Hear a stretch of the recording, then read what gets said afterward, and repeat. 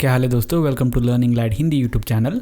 इस वीडियो में हम लोग ये जानेंगे कि कैसे हम लोग एक स्ट्रक्चर से एक पॉइंटर को क्रिएट करके उसके अंदर स्ट्रक्चर वेरिएबल का एड्रेस स्टोर कर सकते हैं और कैसे हम लोग स्ट्रक्चर के पॉइंटर को यूज़ करके स्ट्रक्चर वेरिएबल के मेंबर्स को एक्सेस कर सकते हैं।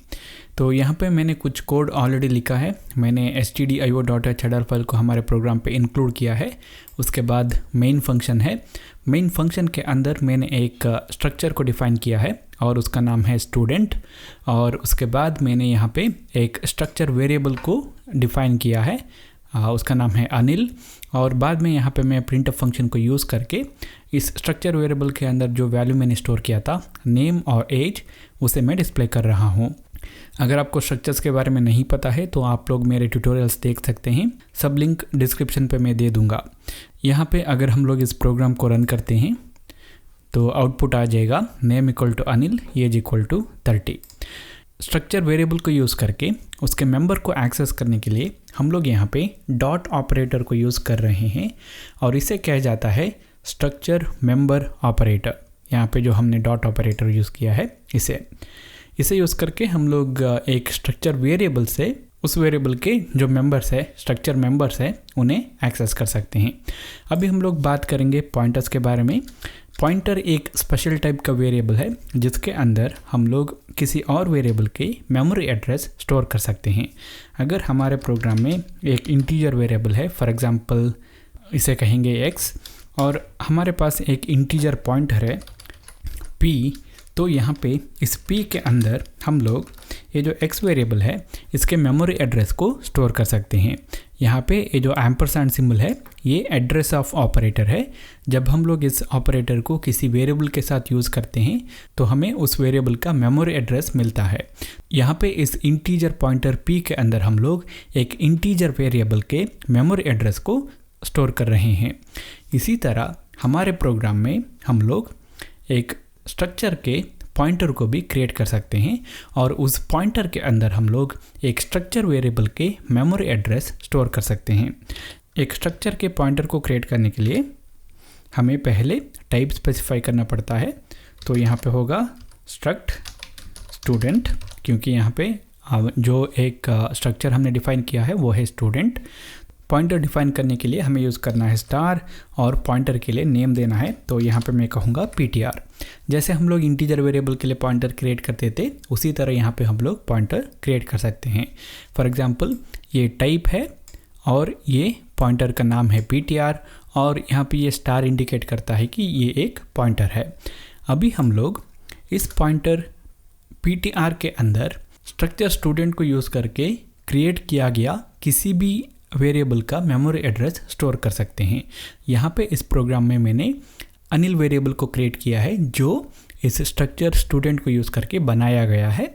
अगर हमें इस स्ट्रक्चर वेरिएबल अनिल के मेमोरी एड्रेस को इस ptr के अंदर स्टोर करना है तो हमें एड्रेस ऑफ ऑपरेटर को यूज़ करना है। एड्रेस ऑफ ऑपरेटर और जिस वेरिएबल का मेमोरी एड्रेस हमें चाहिए उसका नाम लिखना है। फॉर एग्जांपल यहाँ पे अनिल।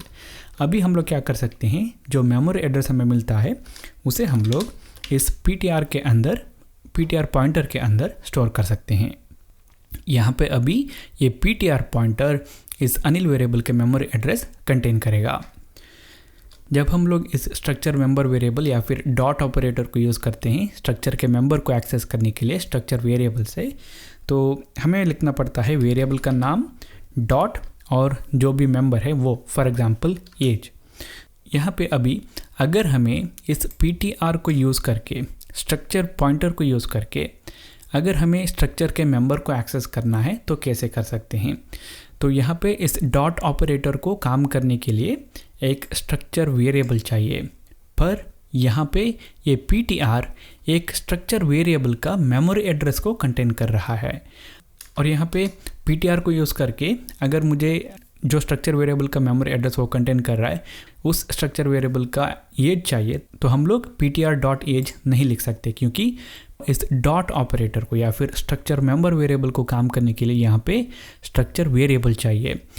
हम लोग यहाँ पे क्या कर सकते हैं, पॉइंटर डीरेफरेंसिंग ऑपरेटर यूज़ करके इस स्ट्रक्चर पॉइंटर को डीरेफरेंस करते हैं तो हमें स्ट्रक्चर वेरिएबल जिसका मेमोरी एड्रेस एक कंटेन करता है वो मिलता है।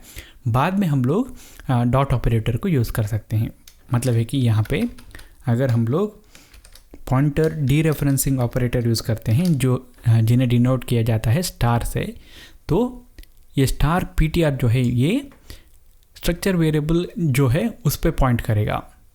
अभी हम लोग एज वैल्यू को चेंज कर सकते हैं। फॉर एग्जांपल मैं यहाँ पे 200 बना सकता हूँ।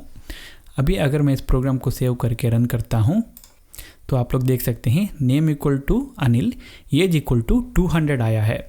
यहाँ पे अनिल स्ट्रक्चर वेरिएबल जो है उसके एज मेंबर को हम लोग एक पॉइंटर के ज़रिए चेंज कर रहे हैं, एक्सेस कर रहे हैं।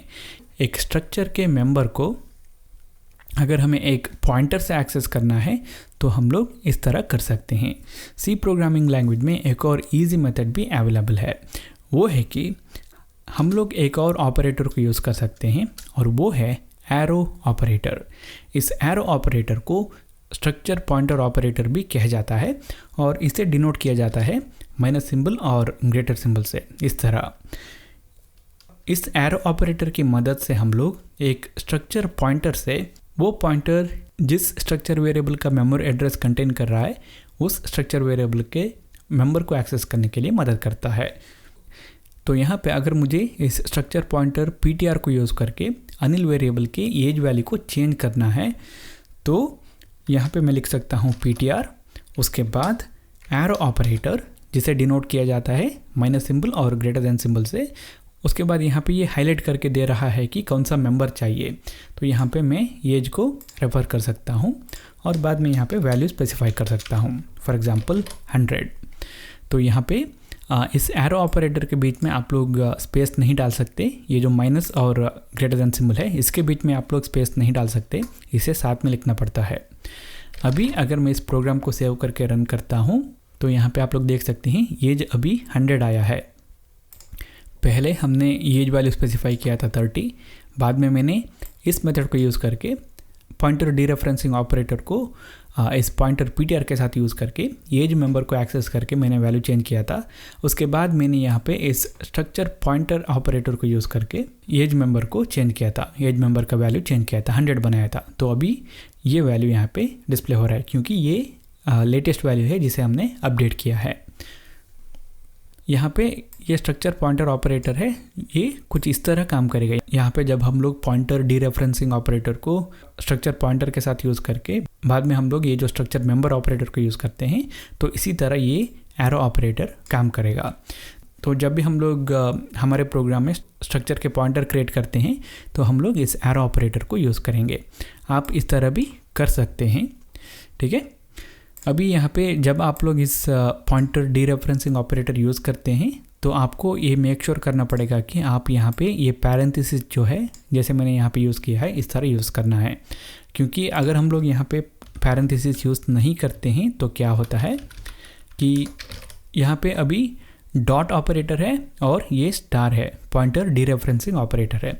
इस डॉट ऑपरेटर का प्रेसिडेंस हायर है तो उसकी वजह से इसे पहले एग्जीक्यूट किया जाता है, तो इसकी वजह से यहाँ पे प्रोग्राम ठीक से रन नहीं हो पाएगा।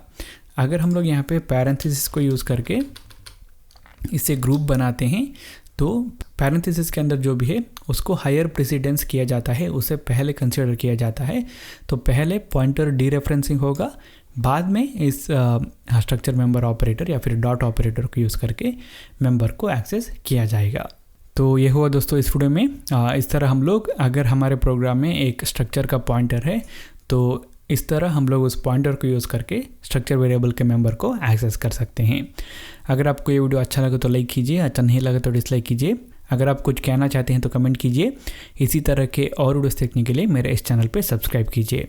इस वीडियो को देखने के लिए बहुत बहुत शुक्रिया। मैं आप लोगों को नेक्स्ट वीडियो पे मिलूँगा।